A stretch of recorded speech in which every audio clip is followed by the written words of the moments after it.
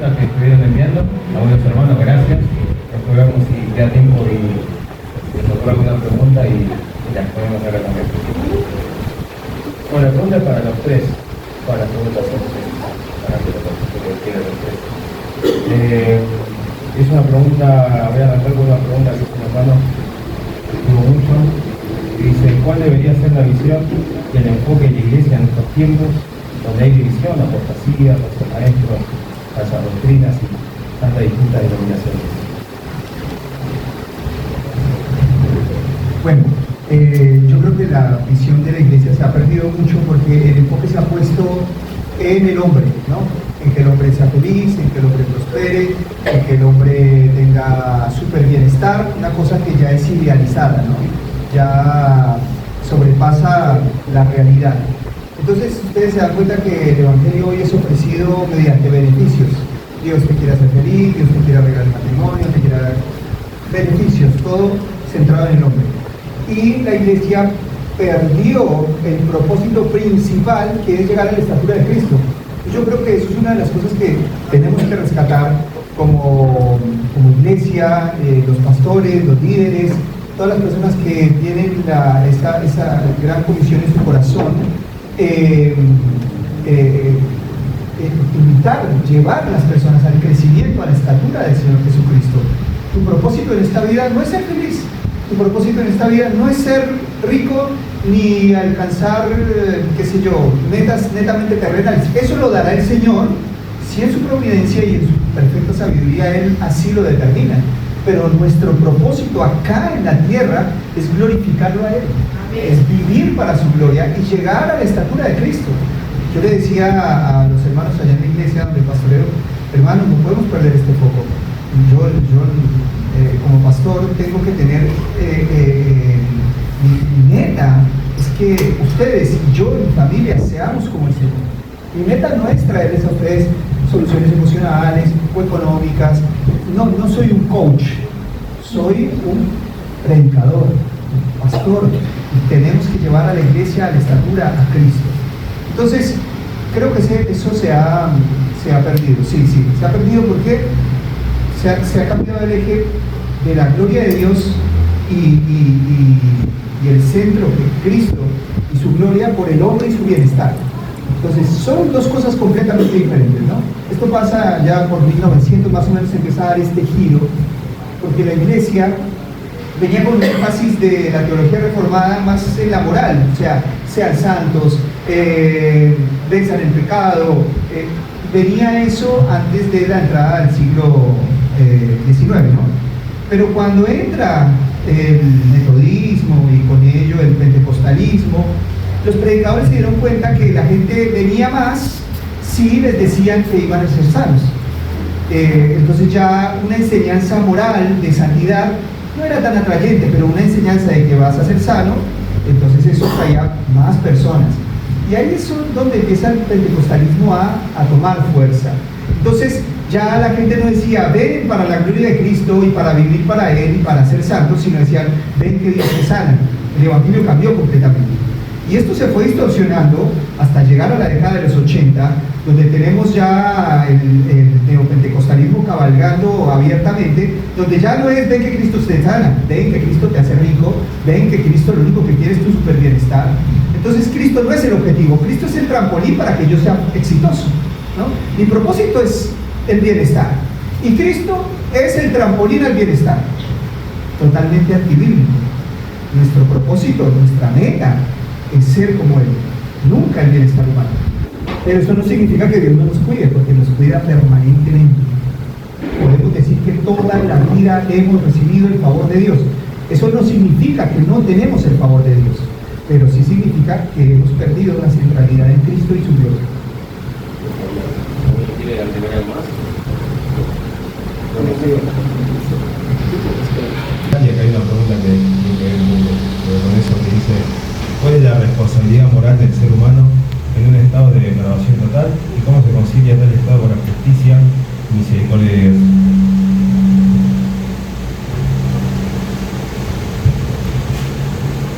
Bueno, en lo personal, yo voy a responder con la escritura, la verdad que la depravación del hombre proviene de su ontología, es lo que él es lo que somos y es lo que deseamos. En el Edén, cuando Adán y Eva decidieron rebelarse contra Dios, ellos se transformaron en lo que decidieron ser. Somos hijos de Adán y somos hijos de Eva. No solamente no podemos dejar de pecar, sino que realmente no queremos. Y eso es lo que nosotros tenemos que entender. Al habernos rebelado contra Dios por medio de Adán y de Eva, si vos te rebelás contra la justicia, ¿qué te queda? La injusticia. Si vos te rebelás con el dador de la justicia, solo te queda un camino: ser injusto. Si vos te rebelás contra el amor, solo te queda un camino. Si vos te rebelás contra la santidad, solo te queda un camino. Teniendo esto en cuenta, no se exime la responsabilidad, sino que se explica. Y se explica de la siguiente manera. Un momento, porque tengo en mi códice tengo un fragmento misceláneo. Sí, tengo un misceláneo que bueno, esperemos que no se pierda, pero... Y justo va a decir la escritura de la siguiente manera: pues habiendo conocido a Dios, el hombre, no le glorificamos como a Dios ni le dimos gracias, sino que nuestro razonamiento se envaneció y nuestro corazón fue entenebrecido. Profetas de la ley, estos, aunque no tengan ley, son ley para sí mismos, mostrando la obra de la ley escrita en sus corazones. Dios a los gentiles les dio una moral implícita en cada uno de ellos, que es la ley de Dios.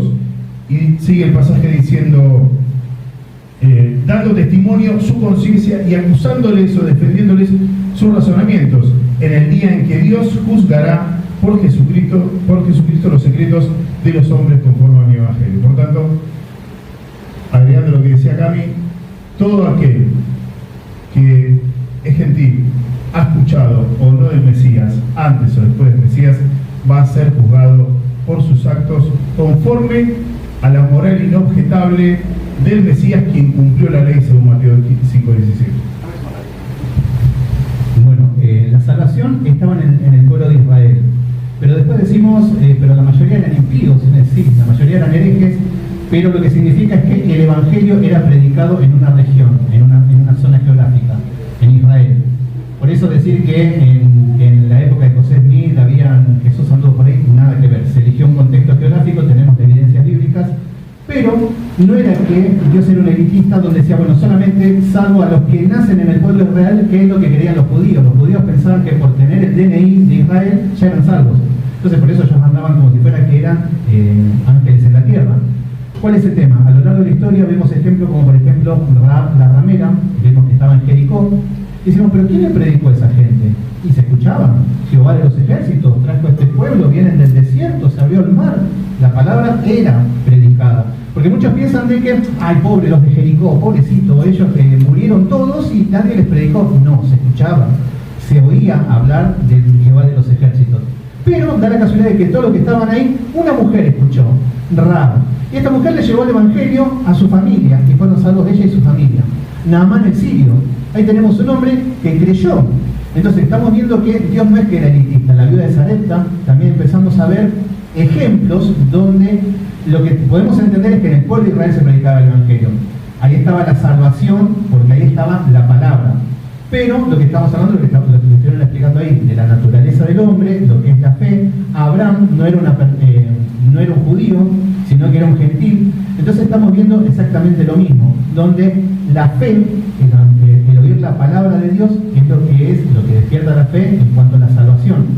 Por eso, el pueblo de Israel y los gentiles escuchaban el evangelio, eran salvos, sino ahí donde lo único que puede dar vida es la palabra de Dios, es el evangelio. Perfecto, sigo.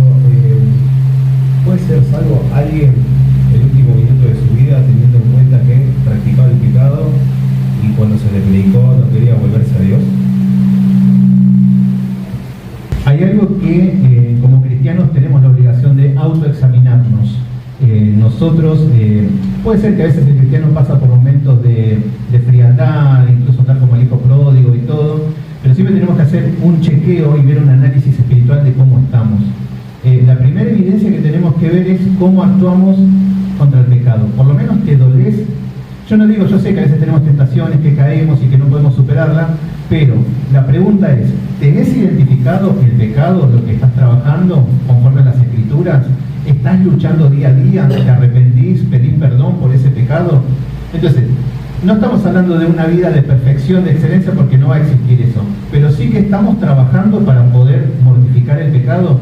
Entonces, la primera característica de una persona para ver si está cuestionando su salvación es cómo andás frente al pecado, cómo actuás. ¿Tenés temor de Dios? ¿O pecás alegremente y después vas a la iglesia, cantás, saltás, te desmayás y decís qué poderosa que estuvo la presencia de Dios? Porque eso es un autoengaño. Entonces, por eso tenemos que autoanalizarnos y empezar a ver cómo estamos delante de los principios bíblicos, de los mandamientos, y ver si hay temor de Dios. Entonces, porque por los frutos los reconoceréis. Si decimos que somos salvos, no podemos vivir una vida de pecado. Sí que podemos tener tropezones, momentos de vagancia, pero si decís, tengo 20 años en Cristo, no mortifiqué un pecado, no tengo temor de Dios, sí, dudate, pero dudá seriamente de tu salvación. Y si vos decís, no siento nada, bueno, empezá a clamar y arrancá de cero. Y esto es lo que más le duele a los cristianos. ¿Cómo le digo a un pastor de iglesia que tiene 40 años abriendo iglesia y todo, y le tiene que decir, tenés que nacer de nuevo? ¿Cómo? Es inentendible para esas personas. Pero así está la mayoría. Están muertos en sus delitos y pecados y están convencidos de que han sido salvos, pero no son capaces de autoanalizarse conforme a las Escrituras. Por eso le preguntamos, ¿usted es salvo? Sí. ¿Y cómo lo sabes? Porque siento burbujitas en la piel. ¿Por qué va a ser? Entonces, y no, porque un día yo estaba triste y el Señor llenó mi corazoncito, y empieza con estas experiencias personales, que eso no es un autoexamen. Es más, yo le pregunto a los católicos si también tuvieron experiencias, también Dios los salvó de la muerte, también, así que no son principios. Usted se tiene que poner conforme a las Escrituras, los principios bíblicos, los mandamientos y cómo estoy. Entonces, ahí es donde empezamos a analizar, y bueno, es ahí donde tenemos que empezar a trabajar, y bueno, y esto es un trabajo de toda la vida, que es el proceso de santificación. Sí, totalmente de acuerdo con lo que dice Sebas. Tener en cuenta lo siguiente, que si hay un cristiano legítimo que está pasando por un momento de desánimo espiritual, que no quiere leer la Biblia, no quiere orar, no quiere nada de esto, si es legítimo saldrá de ese estado. El Espíritu Santo vencerá esa resistencia. El mandato apostólico era no resistan al Espíritu Santo, a llenarnos del Espíritu Santo. Entonces todos nosotros tenemos una resistencia permanente a Dios, incluso como salvos, resistencia al Espíritu Santo. Pablo le dice a Timoteo, no apaguéis el fuego del que hay en ti, no apaguemos al Espíritu Santo, no lo resistan. Entonces es una realidad que tenemos una resistencia, por ahí no nos produce todo el gozo que debería producirnos la oración, ¿no? Por ahí nos produce más gozo, qué sé yo, de los videitos de gatos en TikTok. Pero lo que sí les digo es que si hay fragmento sí, de un misceláneo que bueno, esperemos que no se pierda, pero y justo va a decir la Escritura de la siguiente manera: pues habiendo conocido a Dios, el hombre, no le glorificamos como a Dios ni le dimos gracias, sino que nuestro razonamiento se envaneció y nuestro corazón fue entenebrecido.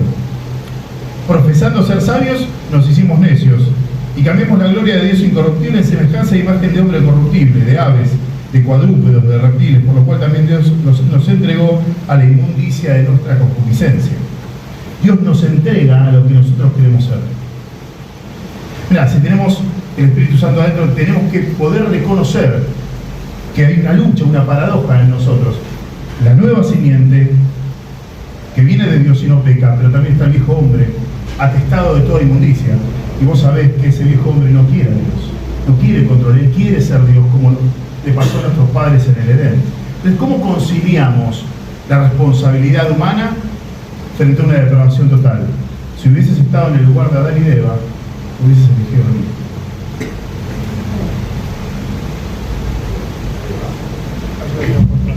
Sí, tenemos una responsabilidad moral. Estamos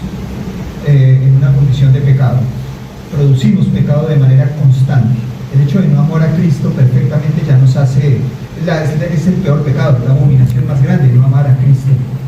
De hecho, el apóstol Pablo dice, el que no ame a Jesucristo sea maldito.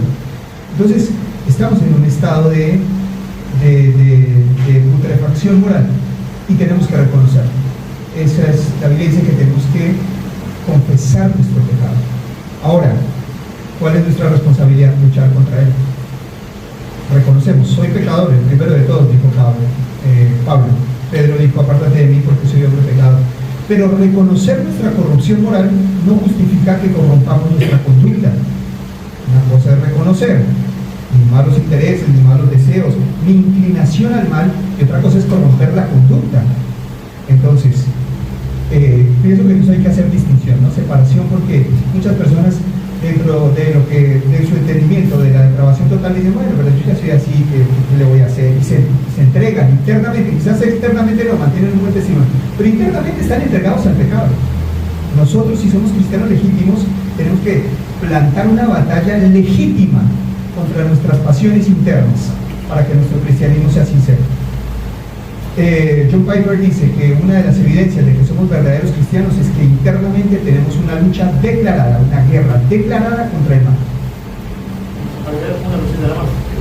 El tema es muy complejo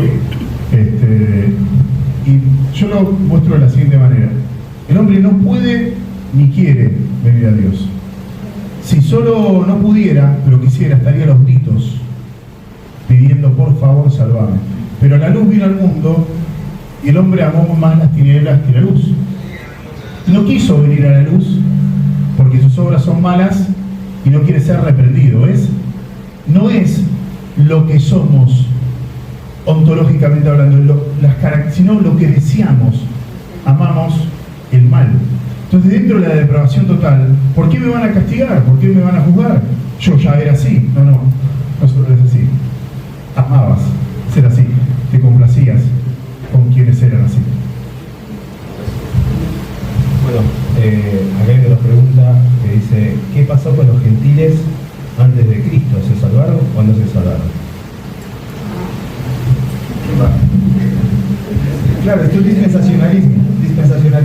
El dispensacionalismo te dice que la salvación por gracia empezó a partir de la cruz. Entonces, durante los 2000 años anteriores, la gente se salvaba por ley, porque ellos entienden que el plan de Dios se desarrolla mediante dispensaciones y cada dispensación tuvo una prueba y tuvo un medio de salvación. Entonces, el medio de salvación en el Antiguo Testamento era la ley.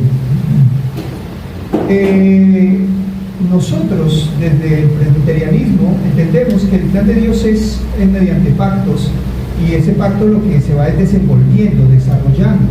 En ese sentido entendemos que los antiguos también fueron salvos por gracia. Abraham no creía en Cristo, pero creía en la promesa. Eso ya implícitamente lo estaba haciendo creer en Dios, creer en Cristo, creer en su salvación, creer en su justicia. Entonces él ya era salvo por fe y por gracia, pero su fe estaba oscurecida en ese momento porque la revelación no se había dado de manera plena.